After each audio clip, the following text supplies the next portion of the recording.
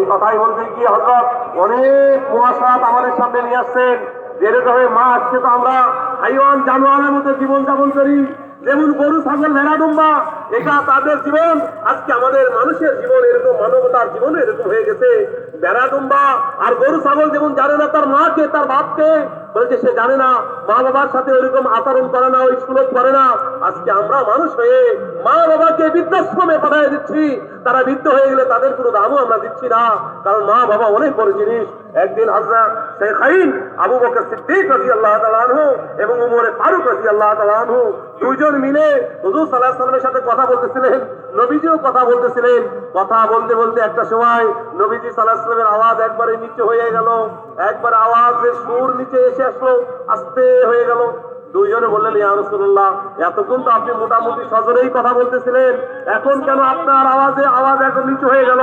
হুজুর সাল্লাল্লাহু আলাইহি ওয়াসাল্লাম বললেন, এই যে আব্বাস দেখছো না, আব্বাস, আমার চাচা আব্বাস মজলিসে আসছে। চাচা, আল্লাহ আমাকে বলেছেন যে তোমার চাচা আব্বাস যখন তোমার কাছে আসে তো তুমি তখন উঁচা আওয়াজে উচ্চ স্বরে কথাবার্তা বলো না, কেননা হাদিসে পাকের মধ্যে আসছে চাচা তো বাবার মতোই। এটা হাদিসের কথা, চাচা তো বাবার মতোই, তো চাচার আদব। আজকে কোথায় আমাদের চাচার আদব? কোথায় আমাদের এরকম ভাবে আত্মীয় স্বজনের হক, আমাদের প্রতিবেশীর হক, বড় ভাইয়ের হক, মার হক, বাবার হক, প্রতিবেশীর হক, কোথায় কার হক? বলে যে আজকে আমরা কারোরই কোনো অধিকার, কারোর কি হক, কার সাথে কি মুআমালা করতে হবে, কার সাথে কি মুআশারাত, বলে যে কার সাথে কি আখলাক, এটার আমাদের কোনো তমিজ নাই। ইসলামের অনেক বড় একটা শিক্ষা, ইসলামের অনেক বড় একটা তালিম, সেটা তার মুআমালাত, মুআশারাত আর আখলাককে দুরুস্ত করে।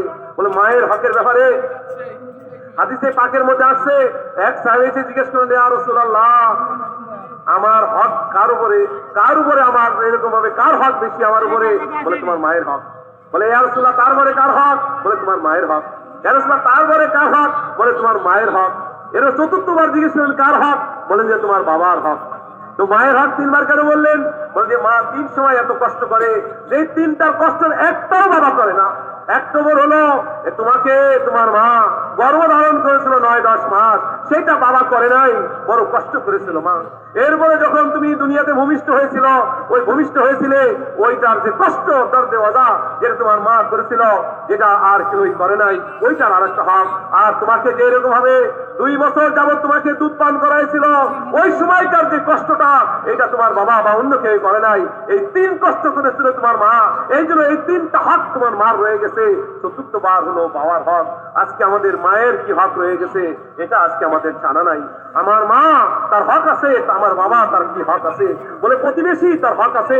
বলে প্রতিবেশীর হকের ব্যাপারে এই পরিমাণ বলা হয়েছে, সাহাবায়ে কেরাম তো বলেই করে নিলেন, না জানি প্রতিবেশীদেরকে নাকি ওয়ারিস দিয়ে দেওয়া হয়, এই পরিমাণ প্রতিবেশীর হক রয়ে গেছে। এই জন্য এরকম ভাবে বিবির হক রয়ে গেছে। হ্যাঁ, আমার স্ত্রীর কি হক রয়ে গেছে? আমাদের আয়েশা রাদিয়াল্লাহু তাআলা আনহা বলেন যে আমি যেই জায়গায় পেয়ালায় ঠোঁট রেখে পানি পান করতাম, হুজুর সাল্লাল্লাহু আলাইহি ওয়াসাল্লাম ওই জায়গায় ঠোঁট রেখে পান করতেন। আমি গোশতের হাড্ডি থেকে যেই জায়গা থেকে দাঁত দিয়ে এরকম ভাবে কামড়ায় খাইতাম, হুজুর সাল্লাল্লাহু আলাইহি ওয়াসাল্লাম ওই জায়গায় দাঁত দিয়ে কামড়ায় খাইতেন। তো বিবির হক রয়ে গেছে। এই জন্য এরকম ভাবে হাদিসে পাকের মধ্যে আসছে। আর সব থেকে বড় নেকি যেটা, মানে সব থেকে বড় নেকি কি জানো?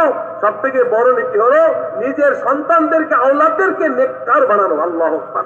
নিজের সন্তানদেরকে নেককার, দিনদার বানানো, এটা হলো মানে সব থেকে বড় নেকি, সব থেকে বড় ভালো কাজ।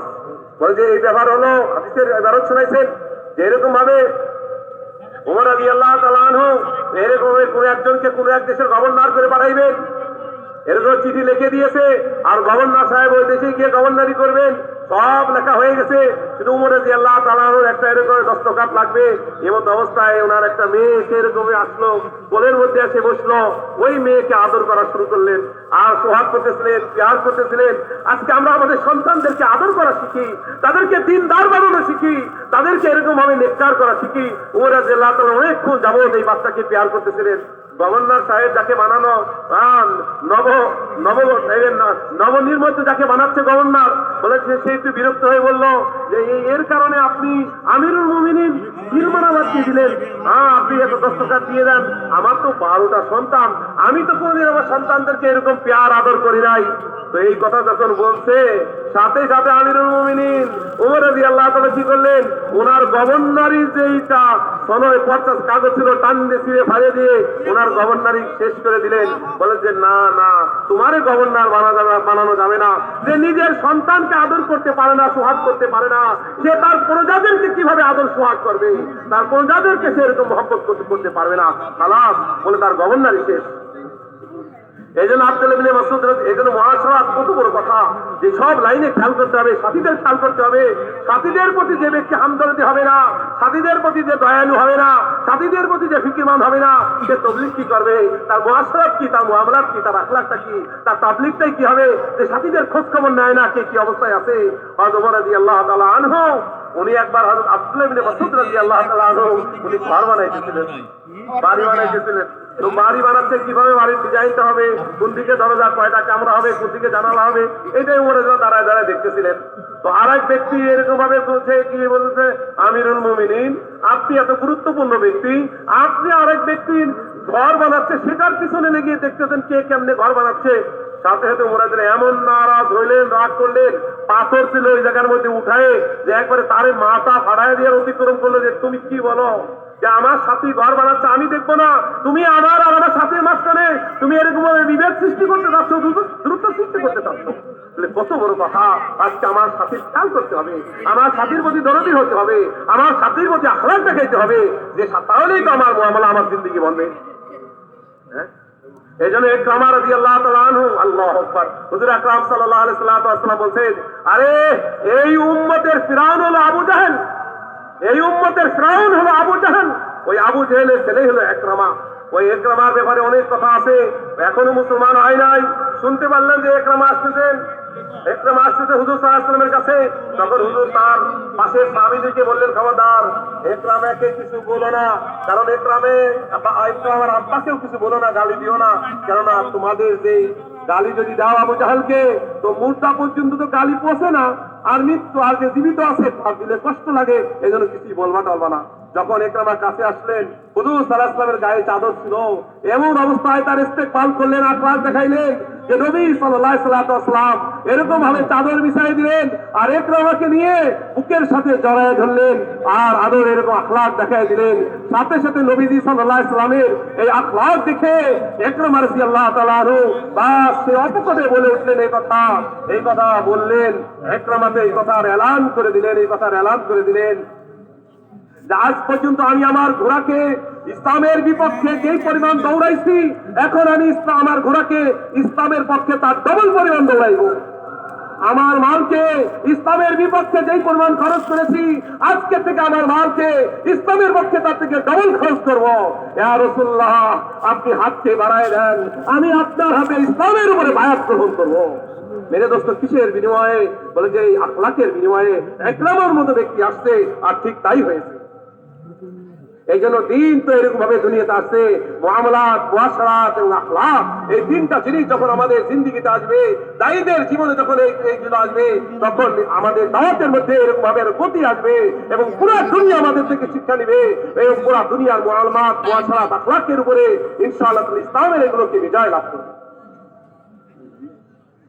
फिर मेरे मोहतरम दोस्तों बुजुर्गों, बहुत बुनियादी चीज मामलात की दुरुस्तगी है, जो हमारी बात समझ कर जाना अच्छी तरह।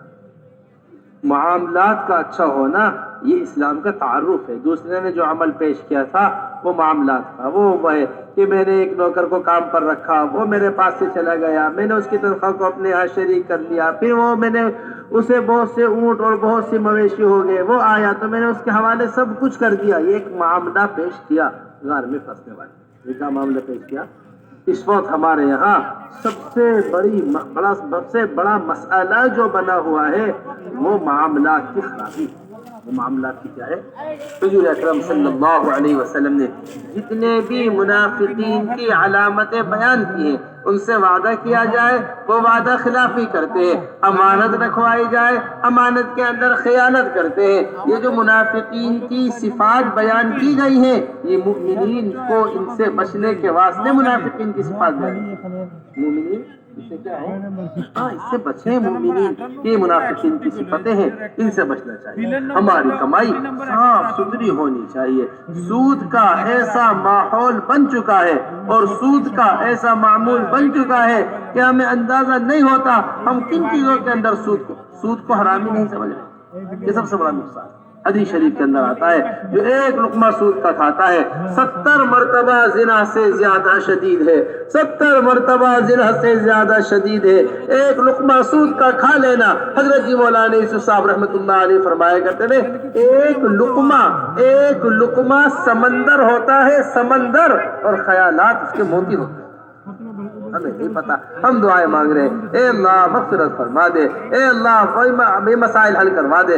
रातों को उठकर रो रहे और अल्लाह तबारक व तआला फरमा रहे, कहां से तेरी दुआ कबूल कर लूं? तेरे जिस्म में दौड़ने वाला खून हराम का खून है, तेरे जिस्म में दौड़ने वाला खून गलत खून है। हमारे हजरत जी फरमाते हैं, जिस तरह हम जिस्म से ऊपर की पाकी की मुस्तकिल तौर पर फिक्र करते हैं, इसी तरह जिस तरह हम खाल के ऊपर की पाकी की मुस्तकिल फिक्र करते हैं, इसी तरह खाल के नीचे की पाकी की भी मुस्तकिल फिक्र है। इस तरह खाल के नीचे की पाकी की क्या है? मुस्तकिल फिक्र। आप देखिए, हाथों की इंसान की बनाई हुई गाड़ियां होती हैं। ये डीजल की गाड़ी है, ये पेट्रोल से नहीं चलेगी। अगर आपने पेट्रोल डाल दिया, इंजन इसे कबूल नहीं करेगा। ये पेट्रोल की गाड़ी है, ये डीजल से नहीं चलेगी। अगर आपने डीजल डाल दिया, इंजन इसे कबूल नहीं करेगा। जब इंसानी के हाथ की बनाई हुई मशीनें दूसरे का कुछ एहसास ही ना हो, इसे कुछ पता ही ना हो, इस वास्ते मेरा मोहतरम एक लुकमे की तहकीक कर कर लुकमा को मुंह में रखना, ये बुनियादी चीज है। अबू बकर रज़ियल्लाहु तआला अन्हु के मुंह में एक मशकूक लुकमा चला गया। फौरन अपने गुलाम से मुंह में लुकमा जाते ही पूछा, ये तुम कहां से कमा कर लेकर आए थे? कि मेरा ये काम हुआ था, मैंने इस तरह इस लुकमे को कमाया था। फरमाया, नहीं, हमें इत्मीनान नहीं है इस लुकमे के ऊपर। अब इस लुकमे को बाहर कैसे निकाला जाए? एक लुकमे को निकालने के वास्ते तय करने की कोशिश करने लगे। लोगों ने कहा, अमीरुल मोमिनीन, ये एक लुकमा है, ये कैसे बाहर नहीं आएगा? पानी पिए फिर तय कीजिए। जिस तरह एक आदमी बर्तन को धोता है, इस तरह अबू बकर रज़ियल्लाहु ताला अन्हु पानी पीते रहे, तय करते रहे, यहाँ तक कि वो लुकमा बाहर ना आ गया। इस तरह अपने मैदे को। तो मेरे मोहतरम दोस्तों, ये बड़ी बुनियादी चीज़ है कि हम अपने यहाँ अच्छे मामलात पेश करें, अपने मामलात को संजीदगी के साथ ऐसा मुआशरा, ऐसे मामलात पेश करें जैसे हजरात सहाबा रज़ियल्लाहु मजमईन के यहाँ मामलात हुआ करते थे। एक यहूदी की दुकान, अंसारी के दुकान के सामने, एक सहाबी अंसारी, इनकी दुकान के सामने एक यहूदी की दुकान। यहूदी अल्लाह तबारक व तआला के यहाँ गैरिल मग़दूबि अलैहिम वलद्दाल्लीन में शुमार होते हैं। ये यहूदी कि अगर ये रास्ते से गुजरे, इनके रास्तों को तंग कर दो, ये यहूदी है। अल्लाह तबारक ऐसे मामलात हुआ करते थे। ऐसे क्या हुआ करते थे? ऐसे मामलात हुआ करते थे। फरमाते हैं ये कि ये एक अंसारी की दुकान पर एक साहब आए, आकर कुछ सामान खरीदने लगे। कहने लगे, देखो भाई, मैं सुबह से बैठा हुआ हूँ, मैं देख रहा हूँ कि उस सामने यहूदी की दुकान से अभी तक किसी ने कुछ खरीदा नहीं है। तुम बजाय ये सामान मेरी दुकान से खरीदने के, मेरा जो यहूदी है, ये जो सामने दुकान है, इसके यहाँ से खरीद लो, ताकि इसकी भी कुछ ना कुछ कमाई, इसकी भी क्या हो जाए, कुछ ना कुछ। अब मिजाज बिल्कुल तब्दील हो चुके हैं। मेरा दोस्त था, मेरे दुकान से क्यों नहीं लिया? मेरा जानने वाला था, मेरी दुकान से क्यों नहीं लिया? अरे मैं 4 महीने लगाए हुआ साथी हूँ, तू 4 महीने लगाए हुआ साथी है, फिर भी जाकर एक आम दुकानदार से सामान खरीद लिया। हजरत जी मौलाना यूसुफ साहब रहमतुल्लाह अलैह फरमाया, बल्कि हमारे हजरत जी फरमाते हैं इस बात को कि मुआमलात अपनों के साथ होते हैं और नरमी दूसरों के साथ होती है। अब मामला ही उल्टा हो गया, मामला दूसरों के साथ होने लगे, नरमी अपनों के साथ होने लगे। मामला जब दूसरों के साथ किए जाते हैं तो इससे उम्मत नहीं बनती, इससे फिरके बनते हैं। हुजूर अकरम सल्लल्लाहु अलैहि वसल्लम का ये मिजाज था।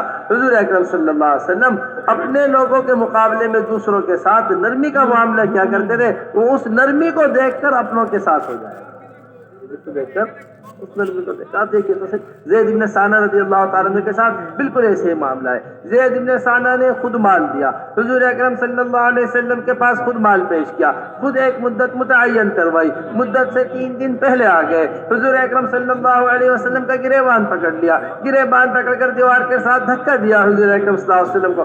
مدینہ منورہ میں عمر بن خطاب رضی اللہ تعالیٰ عنہ کے سامنے اللہ کے رسول صلی اللہ علیہ وسلم سے کوئی یہ کہے نعوذ باللہ ثم نعوذ باللہ, آپ معاملات میں ٹھیک نہیں ہیں, اسے برداشت کریں. تلوار نکال لی, یا رسول اللہ اجازت دیجیے میں اس کا ٹھکانے اس کے سر پر اس کو اس کے ٹھکانے پہنچاتا ہوں, ابھی میں اس کا سر تن سے جدا کرتا ہوں. فرمایا عمر تم نے غلط کیا, تم جاؤ جا کر اسے اتنی سا کھجوریں زیادہ دو, اس وجہ سے کہ تم نے سختی کے الفاظ کیے, اتنی کھجوریں زیادہ دی. زید نے پوچھا ہے کھجوریں کیوں زیادہ دی جا رہی ہیں؟ اور میں تمہارا ساتھ سچ بول دیا تھا. فوراً کہنے لگے اشہد ان لا الہ الا اللہ واشہد ان محمد رسول. میرے محترم دوستو, معاملات سے اسلام کا تعارف ہوتا ہے. মেরে ভাই ওই যে গর্তের মধ্যে 3 ব্যক্তি ছিল, তার মধ্যে একজন তার মুআমালাতের বিষয় ছিল, অর্থাৎ সে এরকম ভাবে একজন ব্যক্তিকে এরকম ভাবে কামলা হিসেবে নিয়েছিল, সে এরকম ভাবে কাজ করতো, তো দিন মজুর হিসেবে নিয়েছিল. ওই দিন মজুর তার মজুরি না নিয়েই সে চলে গেল. আর যখন সে চলে গেল তো এই ব্যক্তি কি করলো, আরে ও তো পাওনা টাকা তো নিল না, তার পাওনাটা দিয়ে সে এরকম ভাবে বকরি ছাগল বিভিন্ন কিছু ভেড়া দুম্বা কিনলো আর মাছ ঘুরে চলে গেল. ওই ব্যক্তিকে মুআমালা হযরত বলতেছিলেন যে মুআমালাত অনেক বড় একটা বড় জরুরি জিনিস. বলে আজকে আমাদের মুআমালাতটা এরকম ভাবে নষ্ট হয়ে গেছে, বলে যে এরকম ভাবে মুআমালা আমরা খারাপ করে ফেলছি. হ্যাঁ, এই জন্য মুনাফিকের আলামত হচ্ছে এরকম ভাবে তাদের এরকম ভাবে মুআমালাতকে নষ্ট করা, এটা কিয়ামতের আলামত. এই জন্য এরকম ভাবে মুআমালাত নষ্ট করে ফেললো. তো এরকম ভাবে আজকে পুরা দুনিয়ার মধ্যে সুদ আর ঘুষের মুআমালাত এইরকম খারাপ মহল বনে গেছে যে পুরা দুনিয়াতে সুদ আর ঘুষ দিয়ে ভরে গেছে পুরা দুনিয়া. বলে যে আমরা যে সুদ খাচ্ছি দিচ্ছি, বলে যে পুরা দুনিয়ার সিস্টেমটাই এরকম হয়ে গেছে যে আমরা বুঝতেও পারতেছি না কোন ফাঁক দিয়ে আর কোন দিক দিয়ে আমার সুদি কারবার হয়ে যাচ্ছে, আমার ঘুষ লেনদেন হয়ে যাচ্ছে, আমরা বুঝতেও পারতেছি না. অথচ এরকম ভাবে সুদের বলে যে একটা আনাও যদি কই খায়, বলে যে মায়ের সাথে 70 বার জিনা করার থেকেও আরো বেশি খতরনাক. সুদের অল্প কিছু দাও, এরকম ভাবে অনেক কঠিন থেকে কঠিন শাস্তির কথা আর এরকম গুনাহের কথা আসছে সুদের ব্যাপারে, কিন্তু আমরা বুঝতেও পারতেছি না কিভাবে সুদ ঘুষের লেনদেন আমাদের মধ্যে হয়ে যাচ্ছে.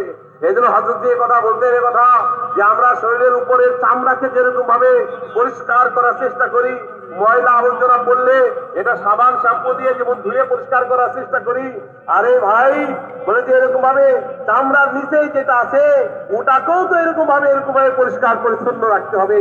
অর্থাৎ আমার মুআমালাতকে পরিষ্কার রাখতে হবে, হালাল কামাইতে হবে, আর হালাল কামাই করে হালাল গেজা হালাল খাদ্য ভক্ষণ করতে হবে. এই জন্য আমার একটা লুকমাও যদি হারাম ভিতরে ঢোকে, বলে যে ওই একটা লুকমা হারাম ওইটা জাহান্নামে যাওয়ার জন্য যথেষ্ট হয়ে যাবে. এই জন্য বলা হয় যে এরকম ভাবে তোমার হারাম লুকমা যেটা আছে এটা হলো সমুদ্রের মতো, আর তোমার চিন্তা হলো মণিমুক্তার মতো. যে ব্যক্তি হালাল খাবে তো তার চিন্তা চেতনা সুন্দর হবে, সঠিক হবে, আর যে ব্যক্তি হারাম ভক্ষণ করবে তার চিন্তার মধ্যে ফাসাদ চলে আসবে, তার চিন্তা চেতনার মধ্যে এরকম ভাবে দুর্বলতা চলে আসবে. এই জন্য এরকম ভাবে আমার চিন্তা করতে হবে যে আমার শরীরের মধ্যে যে গেজাটা যাচ্ছে এটা হালাল যাচ্ছে কি হারাম যাচ্ছে, কামাই চিন্তা করতে হবে. কারণ দুনিয়াতে মানুষ মেশিন বানায়, যে মেশিন যদি ডিজেলের হয়ে থাকে ওটা ডিজেল দিয়েই চালাইতে হয়, ওটার মধ্যে পেট্রোল দিল্লি যায় না. পেট্রোলেরটা যদি অকটেন দেয় তাহলে চলে না. তো দুনিয়ার মানুষের বানানো গাড়ি ডিজেলটা ডিজেল দেওয়া লাগে, পেট্রোল দিতে হয়, অন্যথায় এটা ইঞ্জিন ঠিক মতো চলে না, কাজ করে না. মেরে দোস্ত, আল্লাহর বানানো এই শরীর যদি আল্লাহ পাকের হালাল যদি আমাদের শরীরের মধ্যে না আসে তো কোশ্চিন কালো আমাদের এই গাড়ি গন্তব্যে পৌঁছতে পারে না. এই জন্য আল্লাহ আবু বকর সিদ্দিক রাদিয়াল্লাহু তাআলা আনহু ওনার এক গোলাম কিছু কামাই করে নিয়ে আসছে আর খোদার জ্বালায় একটা লোকমা খেয়ে নিল.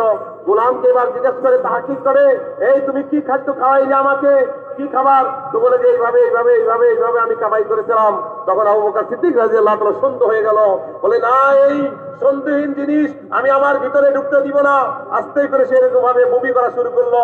বমি তো আসতেছিল না, ক্ষুধা পেটে অল্প খেয়েছে, এরপরে পানি দেওয়া শুরু করলো। পানি পান করতে করতে এমন অবস্থা হলো, ওই পানির সাথে লুকমা বেড়ে গেল। এমনকি অবস্থা তার পেটের যে এরকম পাকিস্তানি মেধা বলে এটা ধুয়ে পরিষ্কার হয়ে ওইগুলো বের হয়ে আসলো, যাতে হারামের একটা দানাও ভিতরে না প্রবেশ করে।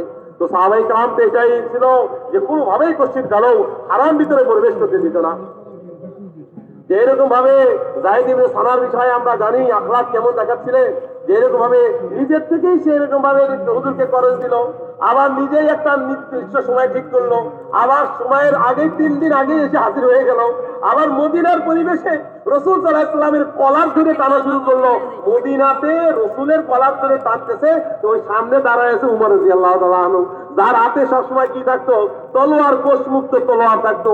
তো রাসূল সাল্লাল্লাহু আলাইহি ওয়াসাল্লামকে আবার দিক সিদিকের কথা বলা শুরু করলো, যে তোমরা কেমন মানুষ যে তোমরা লেনদেন সাফ করো না, পরিষ্কার করো না। সত্য কথা বলে, ইয়া রাসূলুল্লাহ, খালি একটু অনুমতি দেন, আমি আমার এই কোষমুক্ত তলোয়ার দিয়ে ওর মাথাকে ওর শরীর থেকে আমি আলাদা করে দিব। শক্ত করে কথা বলছে। হুজুর বললেন, হে ওমর, তুমি শক্ত কথা বললে, তুমি শক্ত কথা বললে, নরম করে কথা বলো, যা পাবে তা দাও, অতিরিক্ত এত কেজি আরো বাড়ায় দাও। তো তাই তো দিল সময়ের আগেই, নির্দিষ্ট সময়ের আগে পরিমাণ মতো যেটা দিচ্ছিল ধার, ওটা তো দিলই, আরো এত কেজি পরিমাণ বাড়ায় দিল। তখন ওই ব্যক্তি বললো, যাই দিবে সানা, যে বাড়ায় দেওয়ার কারণটা কি? আমার নিজেরটা দিলেই তো হতো। বলে যে আমি যে তোমার সাথে একটু শক্তি করছিলাম, কঠোরতা করেছিলাম, এই কঠোরতার কারণে আমি তোমাকে অতিরিক্ত তোমার পাওনার থেকে দান করলাম। সাথে সাথে এই আখলাকে মুক্ত হয়ে বললো, আশহাদু আল্লা ইলাহা ইল্লাল্লাহ ওয়া আশহাদু আন্নাকা রাসূলুল্লাহ। বলে যে এই আখলাকের কারণে মুসলমান। হযরত যে কথা বলেন, হযরত ইমাম সাহেবের কথা বলেন, আসলে এই যে আমরা উল্টায় ফেলছি। মদিনাতে আরেকটা ঘটনা বলছেন, যে এক ব্যক্তি, ইহুদিদের একটা দোকান ছিল, ইহুদির দোকান, আর একটা ছিল মুসলমানের দোকান। তো মুসলমানের দোকান থেকে বেশি বিক্রি হচ্ছিল একদিন, আর ইহুদির দোকানে কেউই যায় নাই। ওই দোকানদার মদিনার মুসলমান বলল, আমার আজকে বেচা বিক্রি হয়ে গেছে অনেক। ওই যে ইহুদি বসে আছে, ওর দোকানে যাও। অথচ ইহুদির ব্যাপারে বলা আছে, গায়রিল মাগদুবি আলাইহিম ওয়ালাদ-দাল্লিন, এই অভিশপ্ত ইহুদি, এদের কোরআনের মধ্যে বলা আছে। তার বললো, ইহুদির দোকানে যাও, তাই বেচারা আজকে সারাদিন কিছুই বেচতে পারে নাই। আমরা তো শুধু চিন্তা করি যে আমরা আমাদের মধ্যে বেচা কিনা ঠিক রাখতে, মুসলমানের মধ্যে সবকিছু রাখতে। আমরা বলি আমি 3 চিল্লা দিলাম, তার বড় 3 চিল্লার সাথে আমার দোকান থেকে না কিনে আর এক দোকানের থেকে কিনেছে। বলে যে না, মুআমালা তো হবে এলো নিজেদের সাথে, আর নরমি হবে অপরদের সাথে। আজকে জিনিসটা আমরা উল্টায় ফেলছি। আমরা সাথীরা নিজেরা যারা আছি, আমরা আপসের মধ্যে নরমিয়তের ব্যবহার করি, আর অন্যের সাথে মুআমালাকে শক্ত করি। বলে এটা সম্পূর্ণ উল্টা বিষয়। মুআমালা করবো আমরা আমাদের মধ্যে শক্তভাবে, আর অপরদের জন্য আমরা ইনশাআল্লাহ নরমিয়তের ব্যবহার করব। এটাই হলো আমাদের আখলাক। যখন আমাদের এরকম ভাবে মুআমালা ঠিক থাকবে, তখন কি ইসলাম পুরো দুনিয়ার মধ্যে প্রভাব ফেলবে। फिर दूसरी चीज मेरे मोहतरम दोस्तों, सुन्नत आदत के साथ साथ सुन्नत इबादत है। हमारी इबादतें हुजूर अकरम सल्लल्लाहु अलैहि वसल्लम के तरीके पर आए। ये फरमाया, सल्लू कमा रअयतुमूनी उसल्ली, ऐसे नमाज पढ़ो जैसे मुझे नमाज पढ़ते हुए देखा। ये रिवायत हमने खुतबे में पढ़ी। हमारे हजरत ये फरमाते हैं, हमारी इबादत के सतह गिरने की बड़ी बुनियादी वजह यह है कि हम अपनी इबादत का मुकाबला बे इबादत वालों से करते हैं। इसका मुकाबला करते हैं, नमाज बेनमाजियों से मुकाबला, ज़कात का जो ज़कात अदा नहीं कर रहे हैं उनसे मुकाबला, रोज़ों का जो रोज़े नहीं रख रहे हैं उनसे मुकाबला, हज का जो हज नहीं कर रहे हैं उनसे मुकाबला। जी हमने हज नहीं किया, क्या हरज की बात है, उम्रा तो हम कर चुके हैं, इन्होंने तो अभी तक उम्रा भी नहीं किया है। अगर हम 10 रमजान के रोजे रख रहे हैं तो बहुत बड़ी बात है। मेरा पड़ोसी तो 1 दिन का भी रोजा नहीं रखता। मैं 4 वक्त की नमाज पढ़ रहा हूँ, बहुत बड़ी बात है। मेरा पड़ोसी तो 2 वक्त की भी नमाज नहीं पढ़ता। नमाज का मुकाबला बेनमाजियों से नहीं है, बल्कि नमाज का मुकाबला कैसा है? हुजूर अकरम सल्लल्लाहु अलैहि वसल्लम ने फरमाया, ऐसी नमाज पढ़ो जैसे मुझे नमाज पढ़ते हुए देखो। इस वास्ते बड़ा एहतमाम हमारी नमाजों का होना चाहिए। हमारी नमाजों के अंदर कमाल पैदा हो, हमारी नमाजों के अंदर खुशू पैदा हो, हमारी नमाजों के अंदर ध्यान पैदा हो, हमारी नमाजों के अंदर इत्मीनान पैदा हो। हर दिन नमाज के ऊपर मेहनत करते करते करते ऐसा नमाज को बना ले कि हुजूर अकरम सल्लल्लाहु अलैहि वसल्लम जैसी हमारी नमाज बन जाए। हजरत फरमाया करते थे, अगर किसी आदमी को करोड़ों साल की जिंदगी मिल जाए, सारी जिंदगी नमाज पढ़ता रहे, हुजूर अकरम सल्लल्लाहु अलैहि वसल्लम जैसी कमाल की नमाज पर फिर भी नहीं पहुंच सकता। और हम इसी के ऊपर कनात किए। फिर नंबर दूसरी चीज, बड़ा एहतमाम ज़कात का होना चाहिए। बड़ा एहतमाम किसका होना चाहिए? बड़ी अजीबो गरीब बात है, हम आज के जमाने में ज़कात को अदा नहीं कर रहे। हदीस शरीफ के अंदर आता है, जो आदमी अपने माल की ज़कात न निकाले, ये माल जो उसने पसीना बहा बहा कर कमाया है, ये माल जो उसने बीवी बच्चों से दूर रहकर कमाया है, यही माल सांप और बिच्छू बनकर इसे डसते हैं, इसे खाते हैं। बड़ी कीमती बात हमारे हजरत जी फरमाते हैं। ये फरमाते हैं कि जब तक मुसलमान ज़कात दे रहा था, वैसे जी बड़ी बात, जब तक मुसलमान ज़कात दे रहा था सारी दुनिया से टैक्स ले रहा था। जब से मुसलमान ने अपने माल की ज़कात अपनी खुशी से निकालनी बंद की, जब से ये सारी दुनिया को टैक्स दे रहा है। इसका घर बन रहा, ये घर बनने का टैक्स दे रहा, सड़क पर चल रहा, सड़क पर चलने का टैक्स दे रहा, खाना खरीद रहा, खाना खरीदने का टैक्स दे रहा। टैक्स देने की वजह ये है कि इसने ज़कात देना बंद कर दिया। अगर ज़कात अदा की जाए, हज़रत शेख ने फ़ज़ाइल के अंदर लिखा है कि ऐसी बरकत ज़कात की है कि दुनिया के अंदर कोई गरीब बाकी ना रहे। ये ज़कात का एहतमाम हो। इसी तरह रोज़ों का एहतमाम, वाकई हम बड़े एहतमाम से आपसे, ये सर्दी के अय्याम चल रहे हैं, ये है नफली रोज़ों के दिन। ये किसके दिन है? अरबों में बड़ा एहतमाम नफिल रोज़ों का होता है, जो हमारे माहौल में ख़त्म होकर रह गया। हमारे एशिया के माहौल में नफली रोज़ों का एहतमाम नहीं। जबकि रोजे के बारे में आता है, सबसे ज्यादा ख्वाहिशात को तोड़ने वाली चीज वो रोजा है। अल्लाह जल्ल जलालहू अम्मा नवालू फरमाते, मैं रोजे का बदला हूँ, रोजे का बदला हूँ। रोजेदारों के लिए तैयार किया गया है बाबुर रैयान, VIP गेट। हमारे कहते हैं क्या कहते हैं? VIP gate. किससे लेकर गए? जब हम एयरपोर्ट गए थे, हमें एयरपोर्ट में VIP गेट से दाखिल किया। हम फला जगह गए थे, एक बहुत खुसूसी गेट हमारे वास्ते तैयार किया गया। ये रोजेदारों का VIP गेट है। क्या नाम है? हाँ, बाबुर रैयान, जहाँ से रोजेदार जाए। इस वास्ते एहतमाम से नफिल रोजों का खूब एहतमाम होना चाहिए, इससे ख्वाहिशात टूटती है और अल्लाह का कुर्ब हासिल है। मेरे भाई दोस्तों बुजुर्गों, बहुत গুরুত্বপূর্ণ কথা ভাই, উঠাউটি করে নেই, একটু বসি ভাই বসি। তো এরকম ভাবে বহুত জরুরি কথা হচ্ছে, বহুত জরুরি কথা, মেহরবানি করে প্রত্যাশী রাখি যে এরকম ভাবে অনেক গুরুত্বপূর্ণ বিষয় হুজুর সাল্লাল্লাহু আলাইহি ওয়াসাল্লাম, সেটা হলো সুন্নতে ইবাদত। ইবাদতের মধ্যেও সুন্নতটা কায়েম করা, এটা অনেক গুরুত্বপূর্ণ বিষয়। হুজুর সাল্লাল্লাহু আলাইহি ওয়াসাল্লাম বলেন, সল্লু কামা রাআইতুমুনি উসাল্লি, যেমনি ভাবে আমাকে নামাজ পড়তে দেখছো এইভাবে নামাজ পড়ো। আসলে এই বিষয়টা আজকে আমরা নিসবতকে পাল্টায় ফেলছি। আমাদের কথা ছিল যে আমরা আমাদের নামাজকে কার সাথে তুলনা করব? আমরা আমাদের নামাজকে রাসূলুল্লাহ সাল্লাল্লাহু আলাইহি ওয়াসাল্লাম যেইভাবে নামাজ পড়েছেন ওইভাবে নামাজ পড়ার জন্য কোশিশ করব। হালাকে আমি বোধে কিয়ামত পর্যন্ত যদি হায়াত পাই, তাও কিন্তু আমি আমার নামাজকে রাসূল সাল্লাল্লাহু আলাইহি ওয়াসাল্লামের মতো নামাজ আমি বানাইতে পারবো না। তারপরে রাসূল আমাকে বলেছেন যে আমি যেভাবে নামাজ পড়ি তোমরা সেইভাবে নামাজ পড়ো। আমাকে যেইভাবে নামাজ পড়তে দেখছো এইভাবে তোমরা নামাজ পড়ো। কিন্তু বিষয়টা আমরা উল্টায় দিয়েছি। আমরা এটা নিসবতকে রাসূলের দিকে না করে আমরা যেটা বেনামাজি তাদের সাথে আমরা তুলনা করি। ভাই আমি তো কমসে কম 5 শুক্রবার পড়ি, ও তো শুক্রবারও পড়ে না। আমি তো 4 রক্ত পড়ি, ও তো 2 রক্তও পড়ে না আমার প্রতিবেশী। এরকম ভাবে আমি তো এরকম ভাবে কমসে কম এই নামাজ পড়ি, ও তো তাও পড়ে না। মানে আমার থেকে নিচে দরজায় যে আছে আমি তার সাথে তুলনা করতেছি। এই তুলনা করার কারণে আমি আমার ইবাদতের সুন্নত থেকে আমি নিচেই চলে যাচ্ছি দিন বা দিন।